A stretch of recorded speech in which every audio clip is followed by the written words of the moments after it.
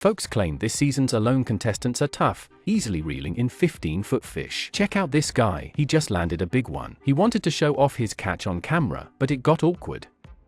First, handle the fish properly. Display it to the camera once you're back on shore. Now everyone knows how to flaunt their catch. It's day 19 of the challenge. Only 6 contestants are left. Craig has so much smoked meat that he has to pack it and store it in the cabinet. His beard hasn't been trimmed in ages. Using a knife is too dangerous, so he tries using an arrowhead. Wow, he's clearly not worried about cuts or infections. Craig prefers it over a razor. Another ruggedly handsome day for him. He's planning to make a bed for his shelter.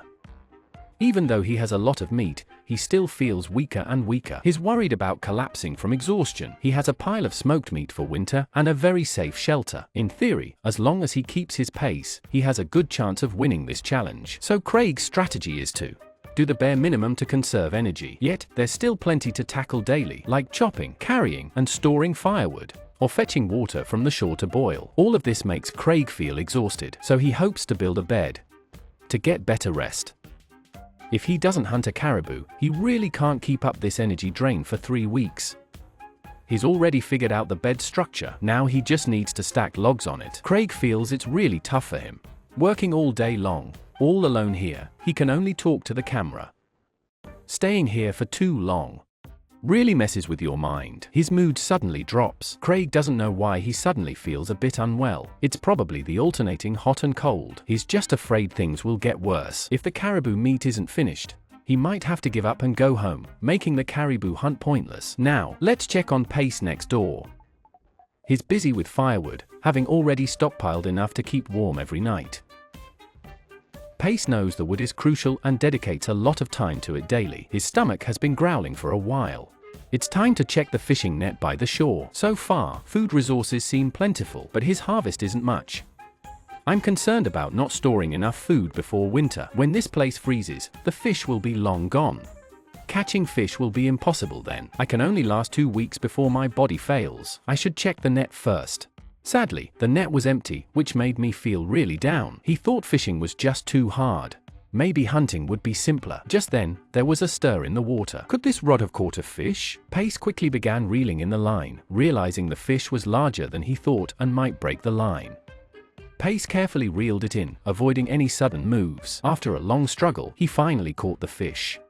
It was probably longer than his arm. Pace was overjoyed and made sure to show it off in front of the camera. However, no one expected the fish to slip away. The smile didn't disappear, it just moved to our faces. Pace resolved to handle the fish right away from now on. His brief moment of showing off had backfired quickly. I have to say, the fish this season have a strong will to survive. Even when caught, they don't give up. Pace would have to go back and endure hunger again today. He could already picture his friends and family teasing him once the video aired. It was inevitable. He had to compose himself and continue fishing. Meanwhile, the camera moved to Jack, who was crafting something with a pipe. He just needed to bake it in the fire. It was like welding clay into ceramics, not too difficult to make. It was done in no time. The pipe turned out better than expected, though it could only hold some weeds for a quick fix. It proved that even in the wilderness, there are ways to deal with a smoking habit. Today's main task was to finish the shelter. The nearby trees were perfect for materials and easy to transport. He stripped off as much bark as he could. Unlike on Mars, it wouldn't catch fire easily. Next, he just had to cover it with branches. If he added enough layers, the cold wind would stay out. He then placed the waterproof cloth on top. Then he could go fishing and hope for a good catch today. There were no fish in the net. He had to depend on his fishing skills, but without the right hooks, the fish would likely escape. I'm not sure we'll catch enough fish before the lake freezes. Jack's tried multiple times, but hasn't had much luck. In the end, even the line got snapped. To retrieve it, I had to get into the water. Staying in such cold water for long is very dangerous. Jack feels much more alert now. If possible, he really doesn't want to experience this again. He quickly went to the fire to warm up. Jack feels he has a lot to do, and his tailbone and abdomen are constantly in pain. He's thinking about going home. It's tough to keep going, and his digestion is a mess. He hasn't had a normal bowel movement in a long time. If this continues, his body will really break down. If only he could get some food to eat.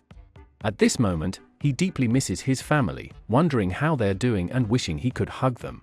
For now, he resorts to eating weeds, hoping to soothe his stomach. It's the 20th day of the challenge. Today, William had a great harvest, catching several fish. He also cooked some tree roots, though they didn't taste very good. but they are good for digestion and provide energy. Just eating meat isn't enough. In wilderness survival, maintaining nutritional balance is crucial. He's now heading out to gather wild berries for dessert. He gathers as many berries as he can before winter. Suddenly, he spots movement in a tree. It's a marten. If hunting them were legal, he'd have shot it with his bow and eaten it. He just hopes it doesn't raid his shelter for food. He hurried to check and was shocked to find the marten had eaten the fish. Unbelievable. Does it think nature just handed it a meal? Is the half-eaten fish still safe to eat? William fears the marten might return for more and must find a way to secure his food. He's really upset after losing a week's worth of food. The pressure is overwhelming. He never thought food would be his biggest issue. He must find a way to safeguard his food from the animals that love to steal. If he doesn't, no matter how much food he stores, it won't be enough. Suddenly, he sees some movement by the shore. To his surprise, the old man caught a fish. It's quite a big one, perfect for storing in the stomach. His mood instantly improved. William decides to eat sparingly and hang the rest in a bag to prevent theft. Wondering if it will start to smell, William decides hanging it on a tree should work. It probably won't get stolen, right? I believe he's more focused on caretaking than survival. How could it not get eaten? It's now day 21 of the challenge. Jack's mental state is stable, but he's anxious about today's medical checkup. He's worried he might be forced to withdraw. Given his serious health issues, Jack hopes the checkup goes smoothly. He really doesn't want to quit. Given his expertise, he could easily endure another 2 or 3 months. The other contestants share his concern. None of them want a medical checkup to force them out. Rapid weight loss is a concern, and the upcoming checkup could lead someone to quit. The show's team is visiting each contestant now. The contestants have shed significant weight. They're also asked about any discomfort they're experiencing to ensure their health. The contestants are open about their physical issues, mostly related to breathing and abdominal problem. The doctors will use this to assess the contestants' conditions. If it's too bad, they'll discuss it with the show's team. They don't want contestants to push through just for the prize money. The contestants anxiously await the results. After some discussion, Jack's condition is the most severe. He needs to go to the hospital for a full checkup. If Jack remains, he risks an intestinal blockage that could cause perforation or a severe infection. When Jack hears the news, he's crushed. He hopes the show's team will give him a few more days, thinking his health might improve. The doctor understands it's tough to accept, but Jack's condition is severe. Staying another day could worsen things, even though Jack is aware of this. He might have to withdraw because of the medical checkup, but hearing it for real is tough. He's at a loss. He's emotionally shattered. After venting his feelings, Jack finally accepts the forced withdrawal. He feels he didn't perform well in this challenge. He's far from his goal. He hopes he'll have another chance to come back. Surprisingly, just 21 days in, half the contestants have already dropped out. Everyone believes the conditions are too tough, or maybe this batch of contestants is too weak. Anyway, we hope Jack recovers soon. Let's see how the remaining contestants are doing. The camera shifts to Sarah. She's busy making bait out of bones, thinking it will definitely catch some fish. Suddenly, she sees birds raiding her shelter for food. With so little to eat, this really frustrates her. Sarah just wants to check the long line by the river. She hopes to catch a fish. Her energy is draining fast, and without protein soon, she won't last. On her way, she suddenly sees a grouse. Sarah quickly shifts her focus to tracking it, confident in her archery skills. Although she can hear the bird calls, she can't see them. Just as she's about to give up, she spots one in a tree. She swiftly aims and fires, but misses slightly. Luckily, the grouse just flies to a nearby tree. Sarah takes another shot, but her aim is worse. Even the crows seem to mock her. She has no other choice. She goes to the riverbank to check for fish. The challenge has been tough. She's barely had any meat. Her strength is fading, and she's anxious about failing the next medical check and having to leave. She must find more bait. She thinks back to the days with her family and wonders how they are doing. Surviving in the wild is tough. At her age, not many people believed she could win. Her family was also very concerned about her health. Sarah was determined to tackle this extreme challenge, but it's proving tougher than she expected. Now, she regrets coming. She regrets not letting someone else take her place. She had assured her family that she would notify the show and leave if she felt unwell. Now she's not sure if her emotional breakdown means she should go home. Talking to the camera alone feels really awkward. Sarah's mood is getting lower and lower. She keeps doubting her abilities. If those who left earlier saw her now, they'd surely feel conflicted. Surviving in the wild long term is tough for most, affecting both body and mind. Sarah tries to adjust her emotions. What she needs most now is a small victory. If she can just get some food, she can continue the challenge. On the 22nd day of the challenge, the camera shifts to Tucker. He has put all his energy into building the shelter. Lying inside, he feels a great sense of accomplishment.